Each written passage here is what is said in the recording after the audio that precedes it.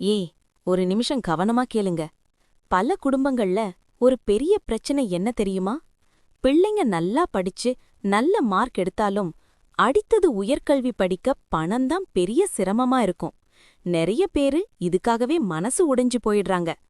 கிராமத்துல இருக்கிற குடும்பங்கள்ல இன்னும் அதிகமா இந்த பிரச்சனை இருக்கு.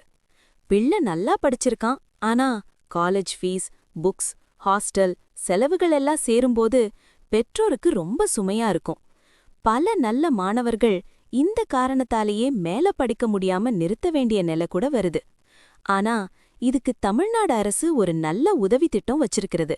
குறிப்பாக ஆதி திராவிடர் மற்றும் பழங்குடியினர் சமூகத்தை சேர்ந்த மாணவர்களுக்கு உயர்கல்வி படிக்க ஊக்கம் தர இந்த திட்டம் கொண்டு வந்திருக்காங்க.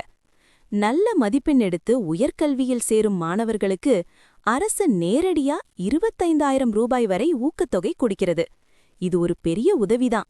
அந்த பணம் மாணவர்களின் கல்வி செலவுக்கு நல்ல ஆதரவாக இருக்கும்.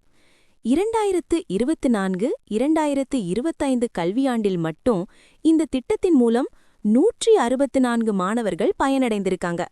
அவர்களுக்கு அரசு மொத்தமாக 41 லட்சம் ரூபாய் உதவித்தொகை வழங்கியுள்ளது.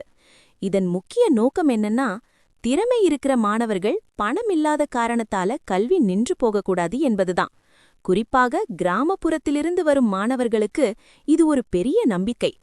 இந்த மாதிரி திட்டங்கள் மூலம் மாணவர்கள் இன்னும் அதிகமா படிக்க ஆர்வம் பெறுவாங்க, நல்ல மதிப்பெண்கள் வாங்க முயற்சி செய்வாங்க. அதே நேரத்தில் குடும்பங்களின் பொருளாதார சுமையும் கொஞ்சம் குறையும். மொத்தத்தில் பார்த்தால் ஆதி திராவிடர் மற்றும் பழங்குடியினர் மாணவர்கள் உயர்கல்வியில் முன்னேற தமிழ்நாடு அரசு கொடுக்கிற இந்த 25,000 ரூபாய் ஊக்கத்தொகை திட்டம் ரொம்ப முக்கியமான ஒரு உதவி. 2024-25 ஆண்டில் மட்டும் 164 மாணவர்கள் 41 லட்சம் ரூபாய் உதவியுடன் பயனடைந்திருக்காங்க. உங்க வீட்டில் அல்லது தெரிந்தவர்களில் யாராவது இந்த சமூகத்தை சேர்ந்த மாணவர்கள் நல்ல மதிப்பெண் எடுத்து உயர்கல்வி படிக்க போறாங்கன்னா இந்த தகவலை கண்டிப்பா அவர்களுக்கும் சொல்லுங்க. அவர்களுக்கும் இது ஒரு பெரிய உதவியா இருக்கலாம்.